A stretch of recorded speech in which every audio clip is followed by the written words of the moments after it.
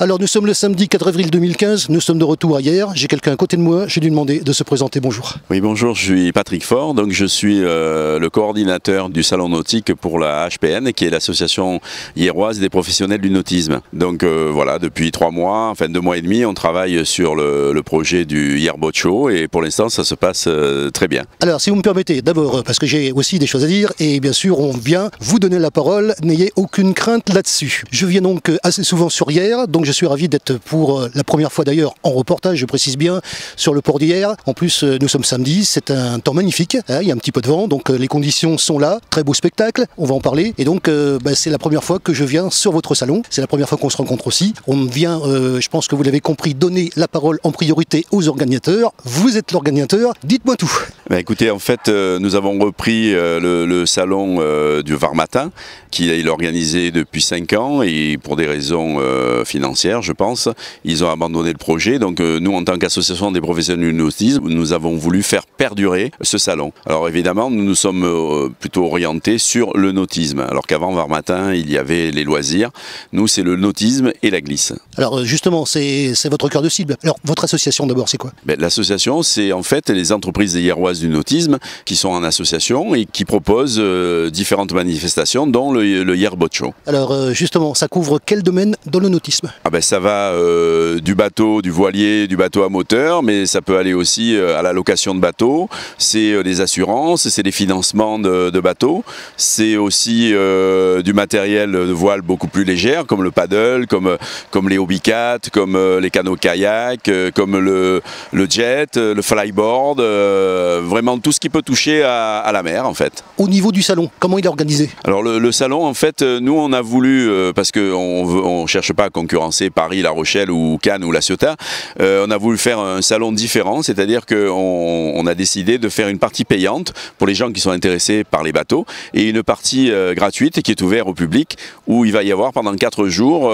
énormément d'animations, des concerts, il va y avoir un groupe tahitien qui va être itinérant sur le salon, il y a un jazz band qui est itinérant sur le salon aussi, il y a des concerts tous les soirs de 19h30 à 21h30.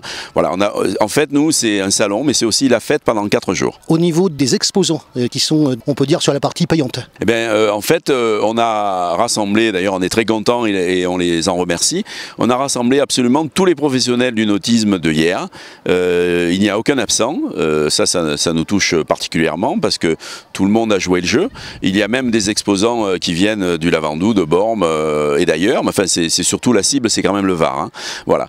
Toutes les marques sont représentées, vous avez des bateaux haut de gamme, hein, des bateaux en carbone comme le Code Zéro, et puis vous avez des bateaux de série que vous retrouvez chez Jeannot, Beneteau, Dufour et toutes les marques. Vous avez aussi pas mal de marques de semi-rigides. Alors au niveau des semi-rigides, eh bien, on a l'importateur Jokerbot qui est sur Hyères, qui est la société HEP.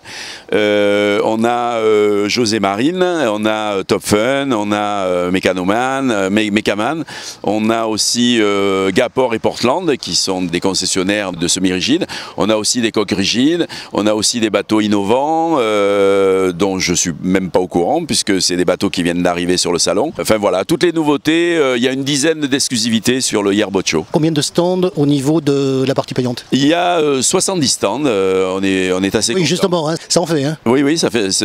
Niveau visuel, ça le fait. Voilà. Et en plus de ça, on a même eu plus de demandes, mais on n'a pas pu répondre à la demande parce que notre prestataire n'avait que 70 stands à proposer. Donc je pense que l'année prochaine, le salon va prendre de l'ampleur. Au niveau stand de la partie accessible à tout le monde, on peut dire ça? Ah ben là, vous avez vraiment de tout. Vous avez des gens, vous avez la fédération de pêche, vous avez Hobbycat, vous avez la marque Fanatique, vous avez la SNSM, Secours en mer, vous avez la base nautique hein, avec tout son personnel qui est à notre disposition.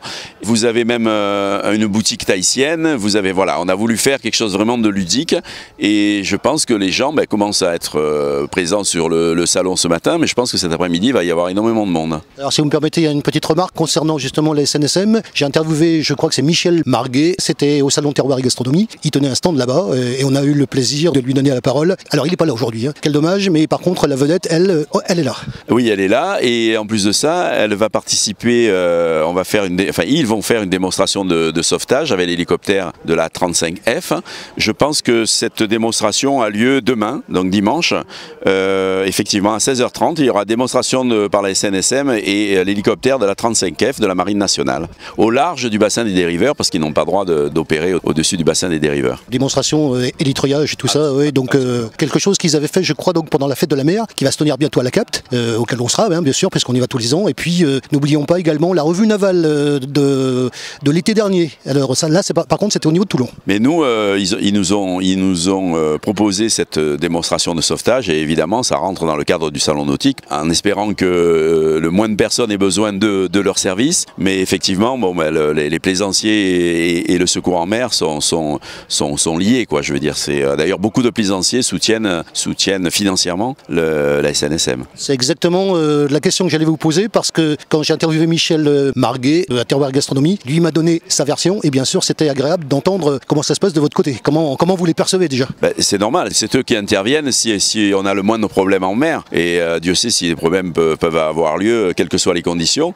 Donc pour nous c'est essentiel qu'ils soient présents, et ils le sont 365 jours, 24 heures sur 24. Alors on va revenir sur la manifestation. Je précise que nous on vient vous voir samedi, ça se tient depuis hier. L'inauguration a eu lieu hier par le maire, Jean-Pierre Giron, puisque j'ai vu certaines photos d'ailleurs, donc hier matin. Absolument, monsieur le maire est venu à 11h avec pas mal d'invités, et nous avons apprécié son discours, parce que il a mis tous ses services à notre disposition, et je sais qu'il nous soutiendra l'année prochaine pour la prochaine édition. Qu'est-ce qu'il a dit?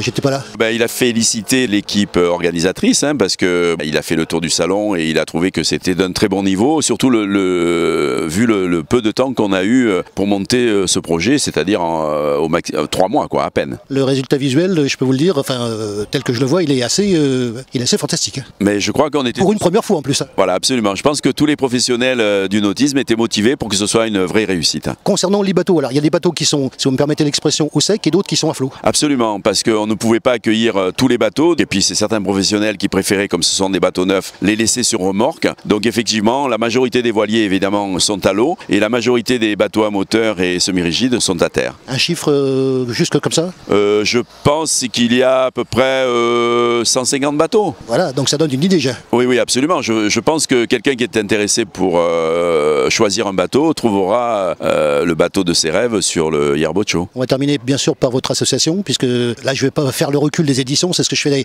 habituellement. Habituellement je demande, c'est la combien d'éditions que vous avez fait avant? Là c'est la première, il faut bien commencer un jour. On va donc parler de votre association et de savoir déjà combien il y a de personnes chez vous. Écoutez, l'association existe depuis 1964, je crois. C'est monsieur Finn qui aujourd'hui est décédé, qui a été le premier président de cette association. J'espère qu'il sera là où il est, qu'il sera fier de ce qu'on fait aujourd'hui, et on a une pensée pour lui.